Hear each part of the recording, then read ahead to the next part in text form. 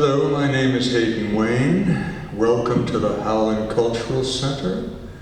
I wish to thank the board, Florence Northcutt, Craig Wolf, Tom Duvier. My God, who else is on the board? Anda, fabulous woman from Romania. It's a glorious hall. I do hope all of you are well. This is a big month, but before I start, let me read from the preamble. Recognizing the power of the word as an instrument to promote and protect democracy, as well as our moral responsibility to promote and protect literacy and moral rectitude, in accordance and support of our most precious Constitution, we pledge that we, as citizens of these United States, in order to form a more perfect union, establish justice, ensure domestic tranquility, provide for the common defense, promote the general welfare, and secure the blessings of liberty to ourselves and our posterity. Swear to promote and protect what has been ordained and established as our Constitution for the United States of America. And as such, offer proof of our witness to the power of the word through the offerings of our work, in order to not only document for all conscious souls to experience, but leave an ongoing legacy, for our actions are the actions of the future, and as such, recognize this moment as sacred for the next 7 generations. Veterans Day was Wednesday. I'd like a moment of silence for all who have dedicated their lives to service, and specifically those who rendered themselves the ultimate sacrifice.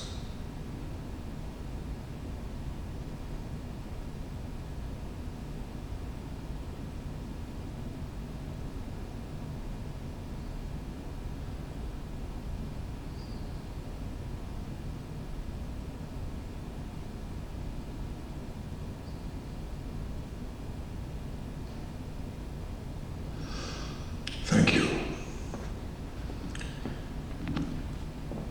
From barking at the moon and other conversations with the sun. I wrote this April 23rd, 2011.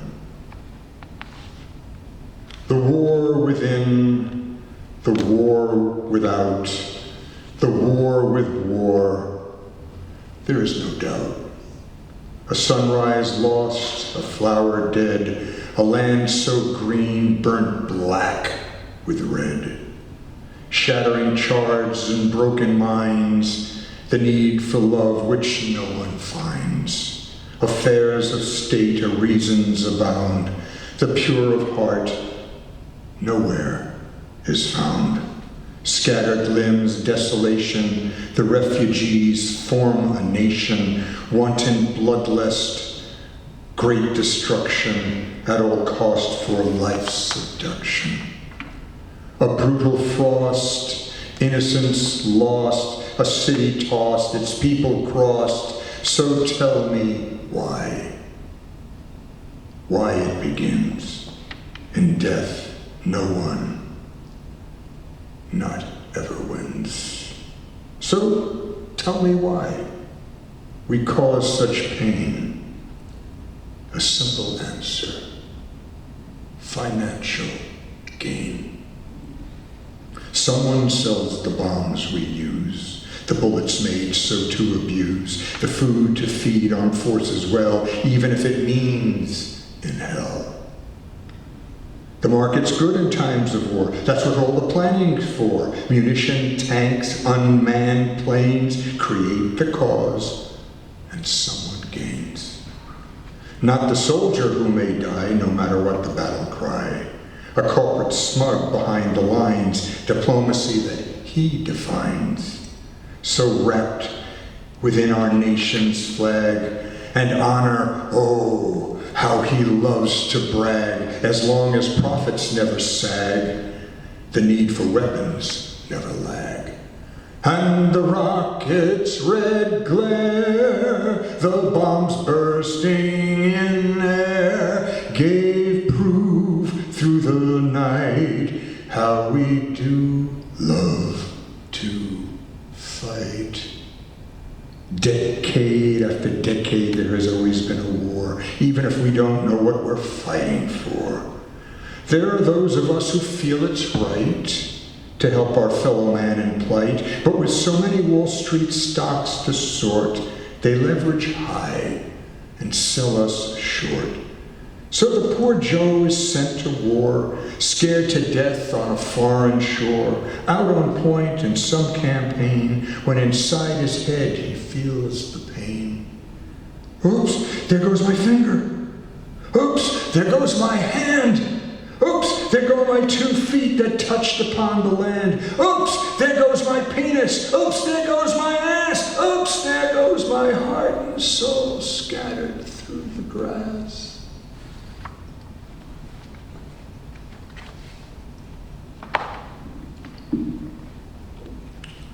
From in the street between wormholes,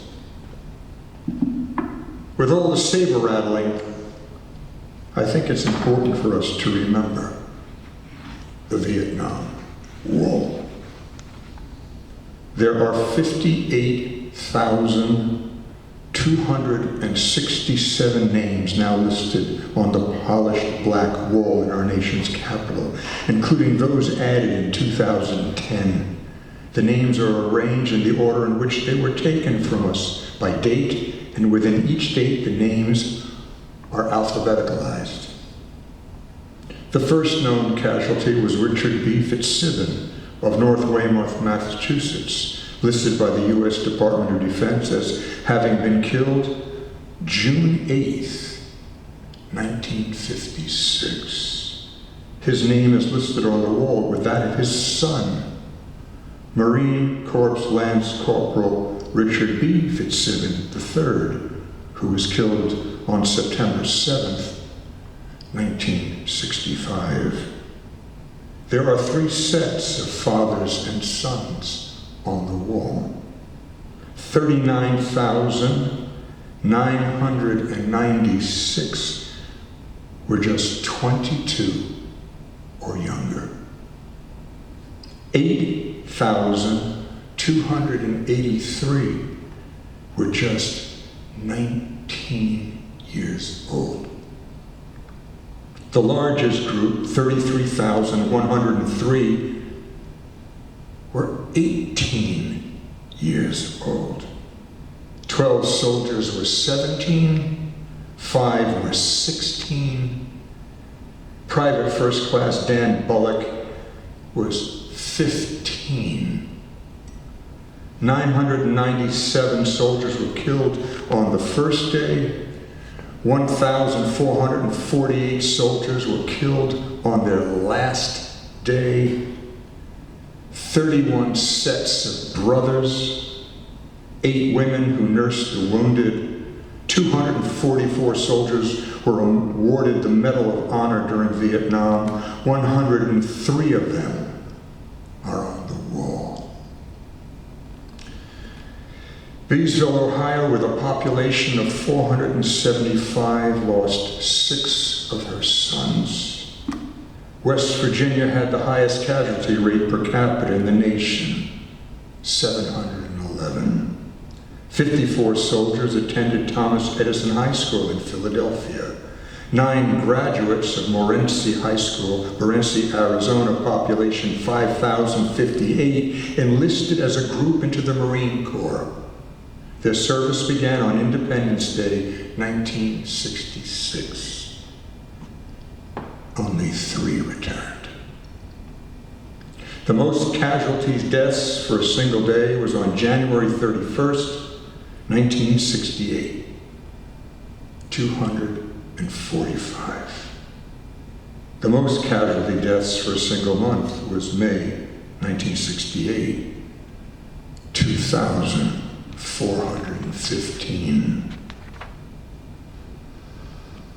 When I was 23, As the war in Vietnam raged on, I was inspired by Dalton Trumbo's Johnny Got His Gun and wrote the following. Come, take my hand, embrace me, hold me close, and never let me go. Bring me deep into your warmth. Caress me, for a war has left me cold. Deep in mud I think of all our dreams, but soon the years will pass and you will come to live the dreams we shared at my side where flowers grow and peace is all around us. Walk with me through barren fields of broken lives. Say goodbye. We're never coming home. Please don't write to tell me how you'll miss me. The days will pass, and you must let me go. Wars will end and men will die like heroes. But who has won? We know who's lost. A country saved, a country tossed. The young must pay whatever side. And who remembers when we died and why? From In the Street Between Wormholes.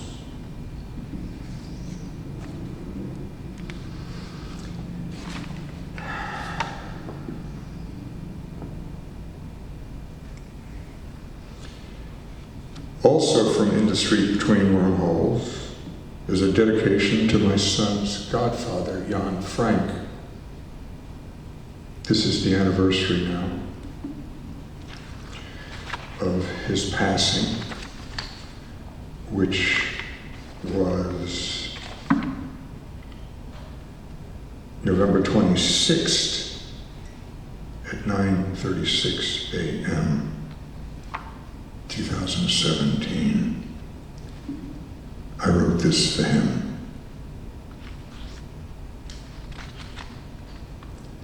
Standing before one who once was so strong, vitality spilling over, now yellow, wasting away before my eyes, organs failing one by one, no longer able to filter, leaving the body vulnerable to the slow but nonetheless incremental, formidable creep of sepsis. To watch the eyes of communication fade from expression, a drowsy, heavy-lidded look as the biggest sleep of all carries off this fragile, mortal coil. Animation disengaging cell by cell until the breath leaves, rendering the body free of soul, inert, other than the rapidity of decay exponentially progressed, souring the sweetest of remaining sinew. This host rendered worthless, a spirit released to join the light as the darkest death seals the bargain. I had promised Jan I would pass him to the other side with grace and dignity. He soon was no longer able to quench his thirst through a straw. I had to dip a small sponge in water and let him suck from that. The tide was rising to carry his ship out to sea and the ultimate voyage. As the moment approached, his eyes popped open and he asked, "What do we take?" I immediately touched his forehead with my index and middle finger and fourth fingertips on his third eye. "This is your compass." Then touching his heart, "This is your moral rectitude." Touching his forehead again, "Your sextant." And then his chest, "Your micrometer." "You are an experienced sailor. Your tools are telepathic, limitless." He smiled. Follow the stars out of our galaxy. Look for wormholes.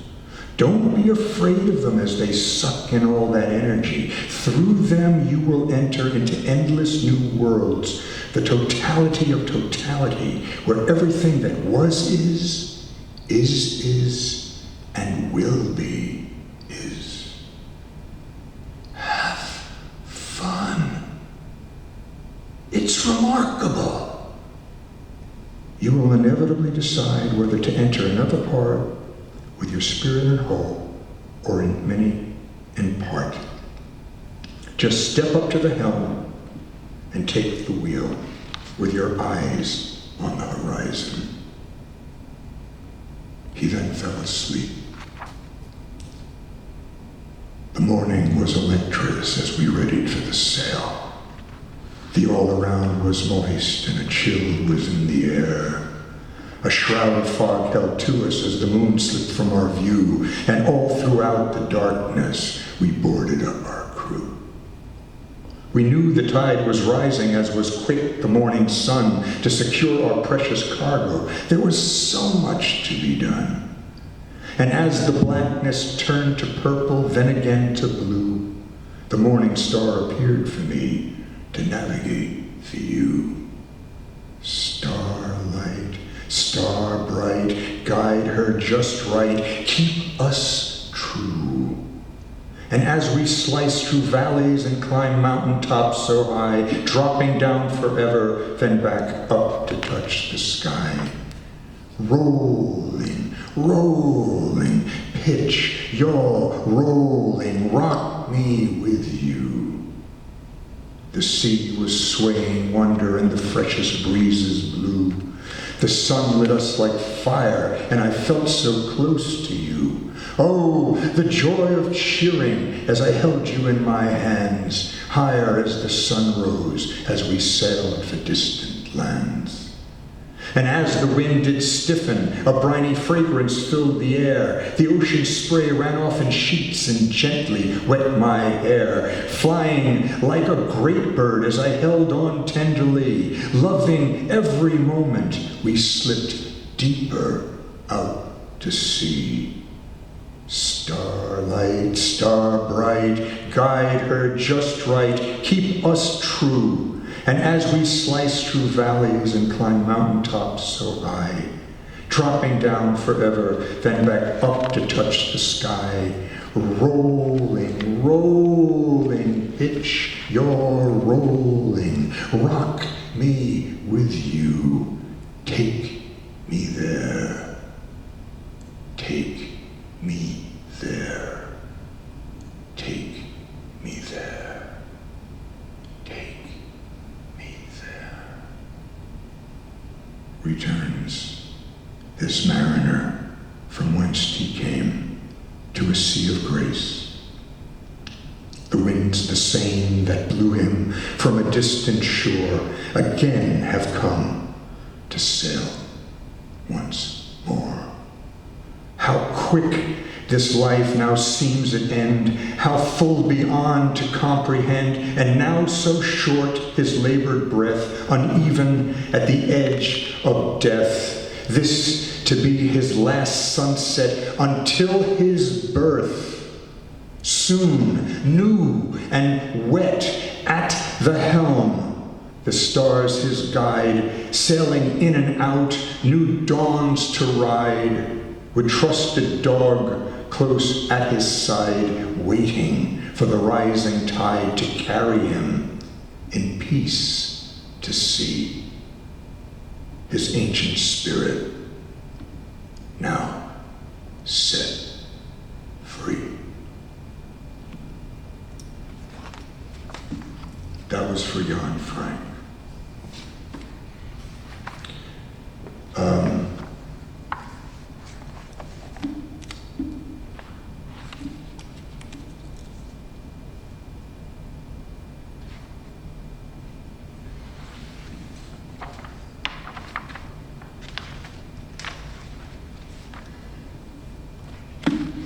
There was another loss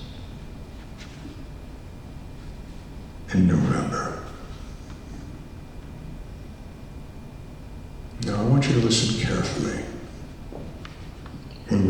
all the bullshit that is being presented to us.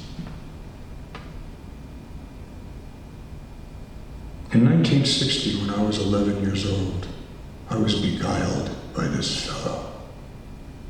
And believe it or not, went out and campaigned for him. And miraculously got to shake his hand. So there is that indelible connection for me with what I'm about to say.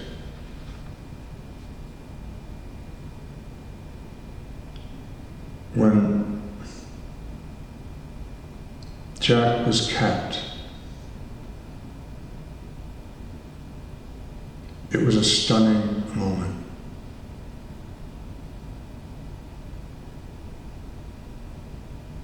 Everybody knows where they were. And why shouldn't we? It was the death of innocence. We all ran home. We were let go earlier in the school day. And subsequently watched on television, commercially uninterrupted, for 3.5 days. We grieved as a nation.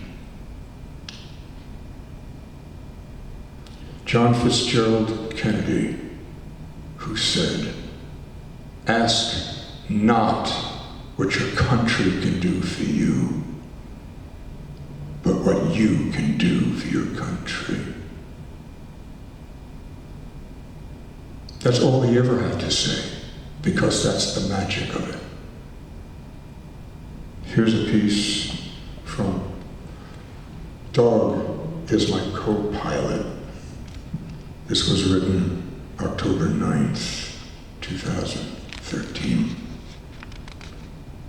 It never entered my mind the exhilaration of how my skin would feel against yours as we giggled while rubbing tushies together, how we would repeatedly find ourselves naked to explore our bodies, that we would find ourselves one day in your mother's bed, how slippery the gray satin sheets were. It never entered my mind your mother would walk in on us unexpectedly and in her dramatically animated shock yell out, "Put your clothes on and hit the road!" Laughing in our escape, it never entered my mind. We were only 5. We didn't know the definition of what we were doing beyond fulfilling our curiosity, for surely we were the embodiment of the word innocent.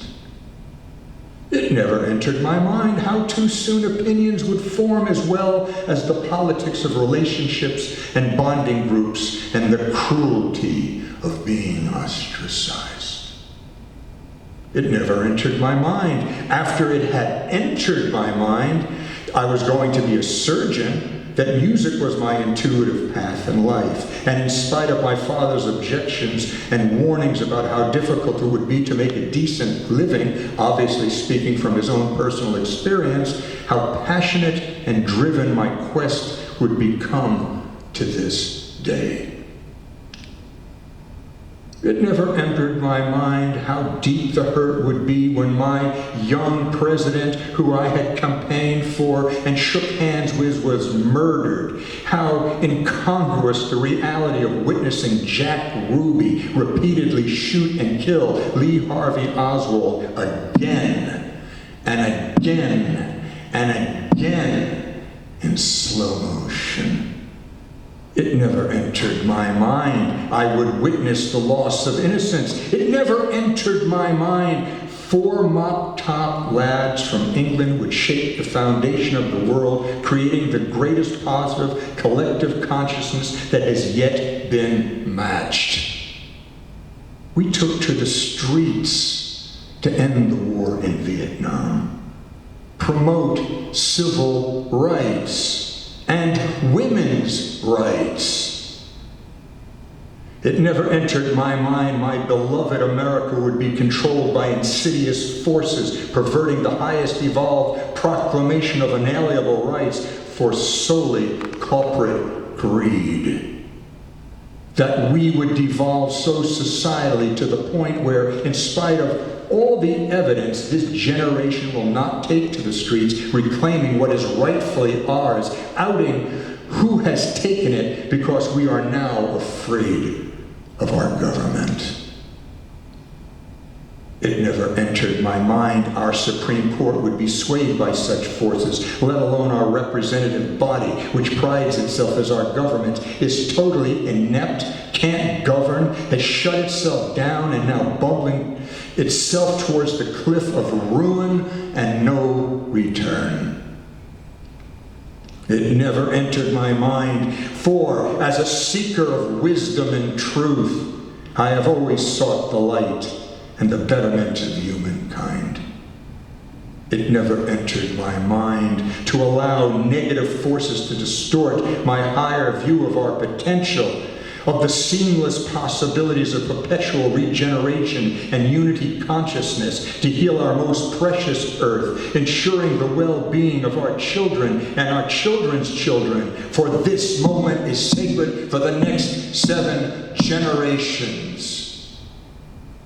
No, it never entered my mind. But what has entered my mind, living within an economic apartheid under corporate totalitarianism, that all communication is primarily done digitally, where at any given moment these digital portals can retrieve information sent through them. Thus, there are no secrets, let alone protection of intellectual property, where now the expectation is to download and not own one's own physical library, to not only use at will, but to be known how one uses content and potentially assume how that individual politically thinks.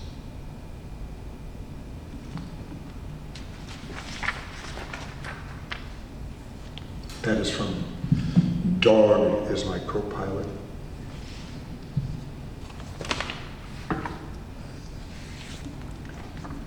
This is another piece from Dog is my co-pilot. This was written May 11th, 2015. George Orwell and Aldous Huxley are in the house tonight. Have we really lost control of our governance? Deja vu all over again. Sleep no more. We don't have anything to believe in. We're invisible. Thomas Jefferson is sitting in prison for sedition in efforts to stifle his eloquence about unalienable rights. Extradition papers have been filed on Benjamin Franklin, who has taken sanctuary at the Hellfire Club in Paris. And John Adams, a champion of the highest possible aspirations of the law, has been disbarred. I am the only white on this uptown rush hour D train. The first time I ever saw a person of color was when I was 7 years old and in the 2nd grade. Coming home from my first day of school, my mother asked me, "How was it?" In complete awe, I responded, referring to my new teacher. "Her name is Mrs. Powell, and she's golden brown." Though youthful memory may often prove fleeting, I do remember that school year as non-traumatic. What would the morning be without the man on the crowded subway platform trying to play jazz renditions as if he were wearing gloves? The continuum of sloppiness falls upon the deaf and budded. I make my escape onto the next train. 2 snot sniffers on either side of me. I hold my breath not to be contaminated. The doors burst open. The cacophonous man swarm engulfs any sanitary hope. I read over the shoulder of a fellow passenger. 3 elephants escaped from a St. Louis circus, damaged 2 vehicles. How long they had been planning their escape was not known. But their driving skills, let alone the assumption they could drive, was delusional. No one was hurt, only their parade. Everyone seems oblivious. No one takes to the streets anymore, other than foreign nationals complaining about their own government's mistreatment of their people back home, pleading for our government to help them when our own citizenry won't even help itself. Yeah, Bill, you didn't inhale. Neither did Monica. Turning a new leaf as a haberdasher for Adam and Eve. Perhaps a fig leaf, depending on the size of the fruit. At least you don't have to worry about an inseam. Somebody's got to listen. If you don't know how to think, soon enough you will not. So, should I take it from a book or a tree or maybe a table? Ah, there's the rub. So many choices. Maybe it will spring as spring does, surprise me with the change of life's renewal, helping forget the death that is numbed for far too long. And as I feel the ardor start to rush again within my veins, the fragrance of your being will fill me with rapture, so many scented flowers to capture as I hold you in my arms. For once upon, time stood, still as perfection does, but you have awakened what can no longer remain perfect. Static no more, it moves. And you and I, with this now endless tide, are constantly turning, perpetually reborn as seasons change, as does this tree bear fruit, not once, but forever. Time is only time because of change, whether perfect within a singular nano moment or the endless continuum of striving for perfection, which inevitably is always just out of reach within the space of choice.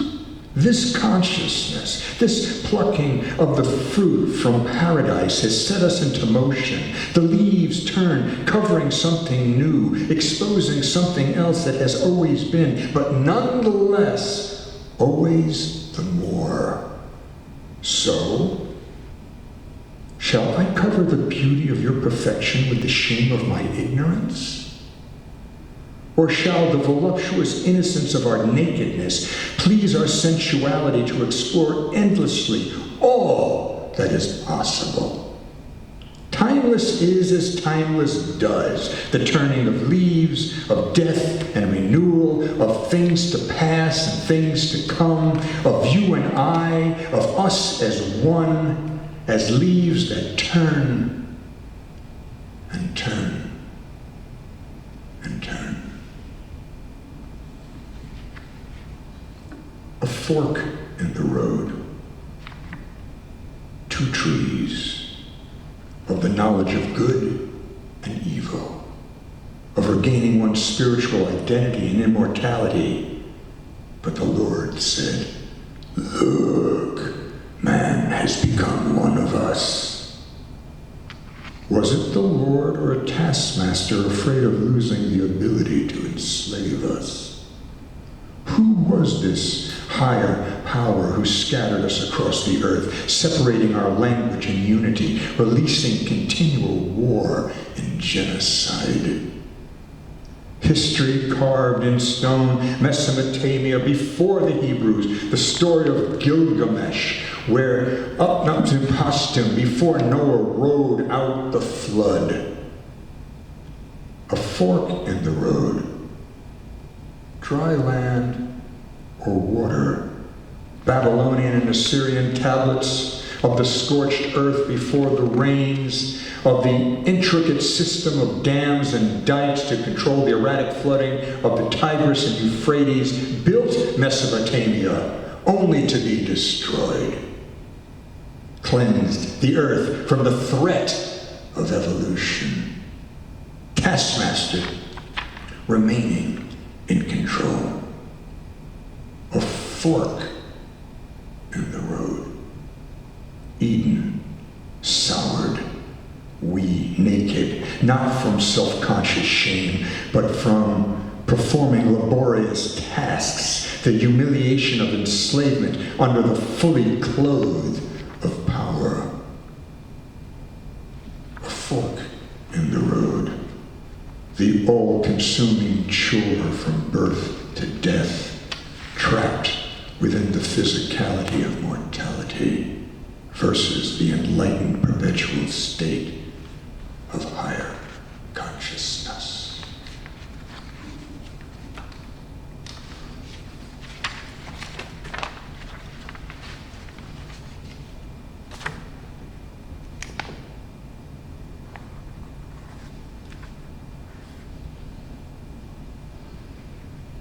After the ball is over, after the break of morn, after the dancers leaving, after the stars have gone, many a heart is aching. If you could read them all, many the hopes that have vanished after the ball. 1891 by Charles K. Harris. 2 million copies of sheet music were sold. After the ball is over, when once hope danced through the land, but somehow the music is ended, we're left wanting and don't understand. Once there was something to wish for, where filling our dreams overflowed, when our future was nothing but promise. Just follow the yellow brick road. But if the ball is over and the Wizard of Oz is dead, then Dorothy sold her red slippers and her home is the street as her bed. And the basket she carries is empty, for Toto was killed by a truck, and Lion, in spite of his courage, is seriously down on his luck. And she wanders from doorstep to doorstep, carrying every possession she owns, no longer looking for rainbows in rags and just skin and bones. And Kansas wheat fields are deserts, and you can't tell the truth from the lies, and the monkey that always seems airborne is the bullshit. And man, how it flies. Obese Tin Man's mind is all rusted from sugar and GMO'd seeds, and Scarecrow for drugs has been busted, and our water's not safe for our needs. And the climate is surely changing as temperatures start to soar, as well as political madness and the threat of nuclear war. After the ball is over, how do we rise every morn with something to live and to die for when our souls are so deeply torn? If ever the ball is over, for we did not save the last dance, then surely it truly is over, as if we ever had a chance.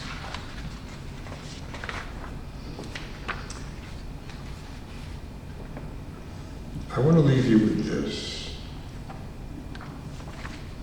There's a lot of rhetoric. There's a seeming potential of a coup d'etat in the White House. Is the counting correct? Is it not correct? Everything is being shaken down. And one thing is certainly clear. We're made to believe that we're more polarized than we've ever been. Let me read you this.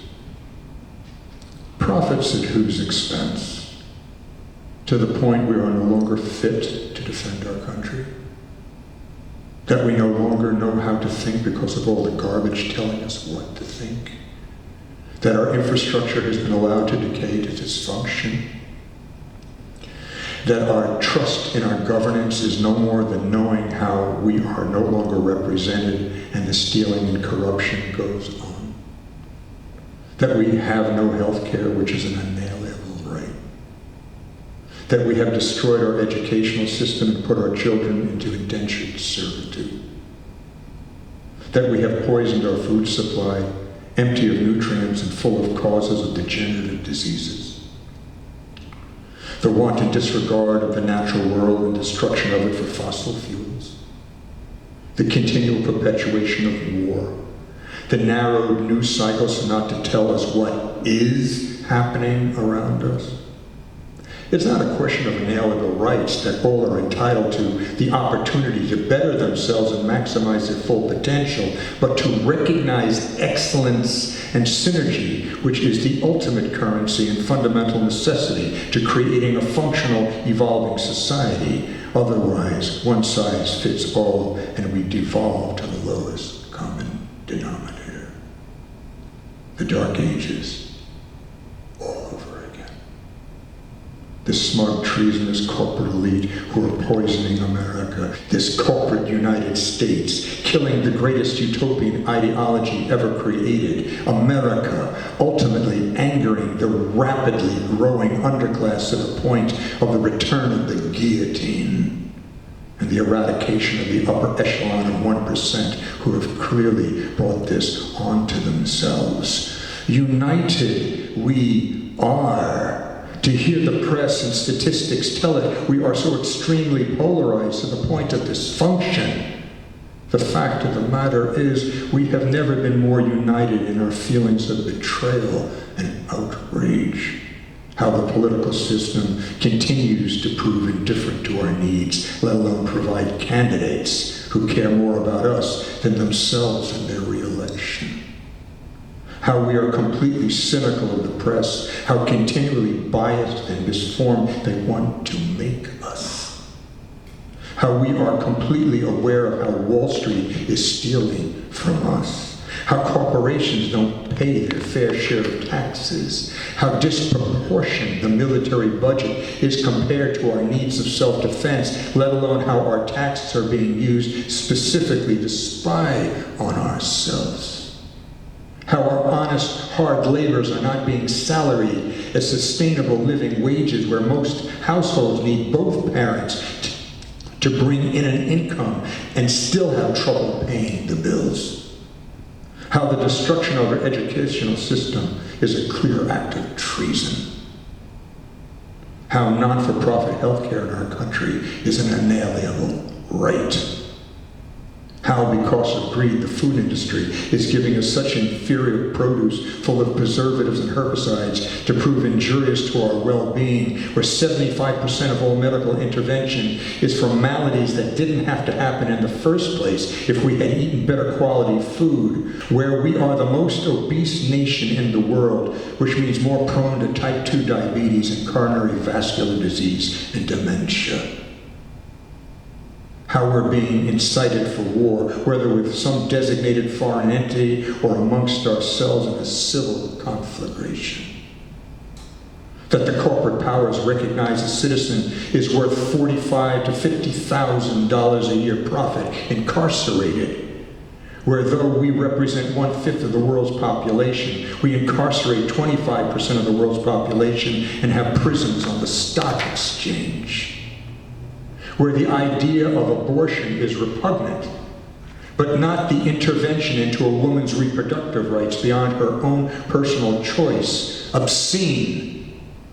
Where more concern is for the unborn fetus and total disregard for the unwanted child is demonstrated by a failed foster care system and a hungry penal system anxiously awaiting more profits. Where the police department has grown unhealthily into a paramilitary force.